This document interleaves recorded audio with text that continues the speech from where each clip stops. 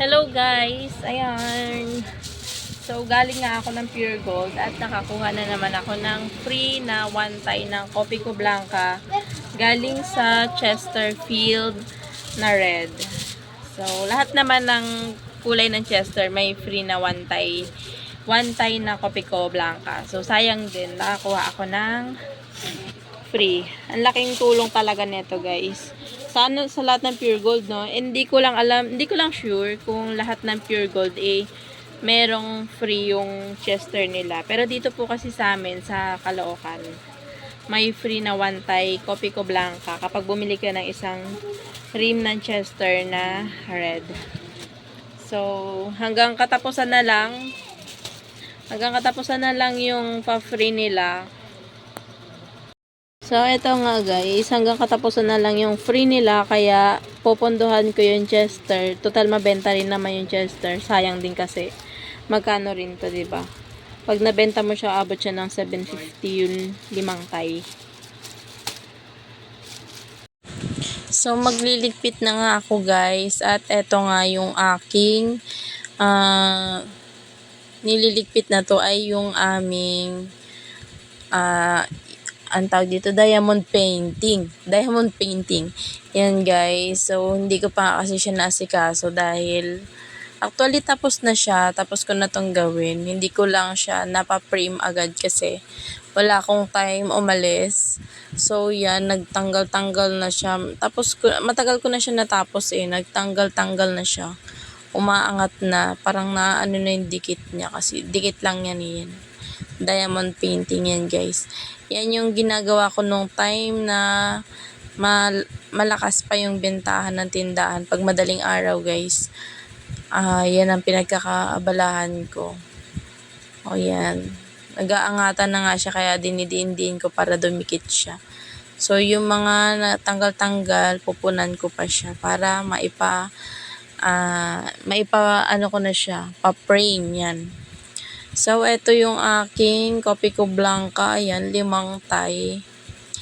Ilalagay ko na nga siya sa aking box na istakan ng aking mga paninda. So, yan. Medyo masikip lang talaga yung tindahan namin, guys. Kung mapapansin nyo, sobrang liit lang naman talaga kasi ng pwesto namin. So, yan. So, isipin mo na lang yung isang tie ng kape 15 ang bentahan namin. So, sa 10 peraso, meron kang 150 pesos. 5 tie yan. So, magkano yun? Umaabot siya ng 750 kapag naubos mo.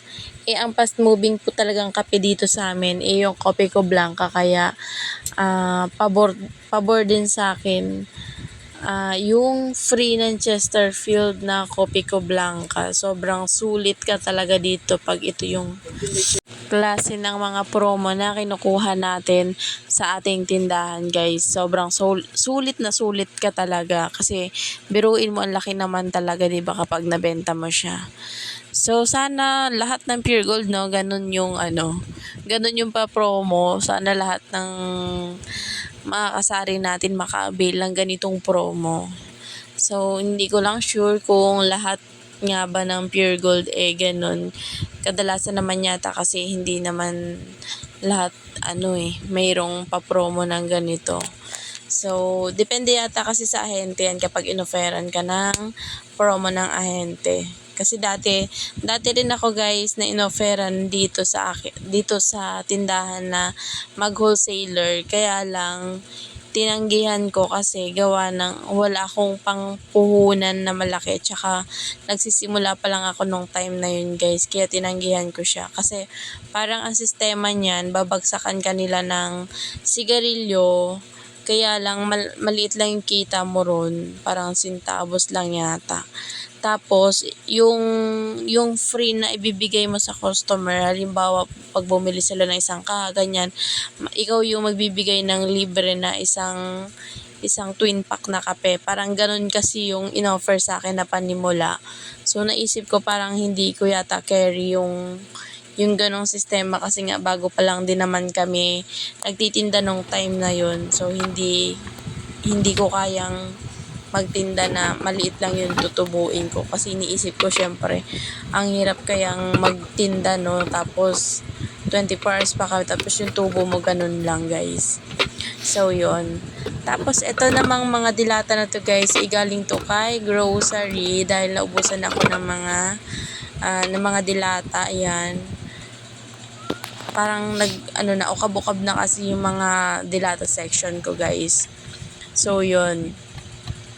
At, ayan nga, bago ko siya display, lahat nilalagyan ko ng presyo kasi hindi na siya katulad ng dati na yung presyo ko sa Mega Sardines ay 28 pesos. Ngayon, tumaas na siya, ginawa ko na siyang 29 pesos. Kaya, kailangan laging mayroong tag price yung ating mga dilata, lalo na kung si Mr. yung magbabantay sa tindahan. So, dapat laging may price para kahit tulog ako, hindi niya ako gigisingin para lang magtanong ng price, guys. Ayan, laking tulong din nung ko na yan ng gun tagger ko na yan. Kasi, syempre, baril ka na lang ng baril. Hindi ka na magsusulat. Ka na lang. Tsaka nakaka-enjoy siyang gamitin, guys. So, mga kasari, ayan. At dahil gabi talaga ako nagdi-display ng paninda kasi panggabi naman talaga kasi ako. So, yan, guys. Kung sa tingin ninyo, ano pa ba yung dapat nating idagdag sa ating tindahan, or ano pa ba yung mga gamit na makakatulong para sa ating tindahan para mapabilis yung pagpipresyo, pagtitinda, or kung ano pa yan, mga gusto pa natin idagdag sa ating tindahan, i-comment nyo naman sa comment section, guys, para kahit papano makakuha rin ako ng idea sa inyo kung ano pa ba yung mga hindi ko na-apply sa aking tindahan. So, yun lang, guys. Sana may nakuha rin kayong tips at nakatulong din ako sa inyo, guys. So, please like and share and subscribe na rin ng aking YouTube channel para lagi po kayong updated sa aking mga videos, guys. So, yun lang, guys. Thank you for watching and have a good night. Bye-bye!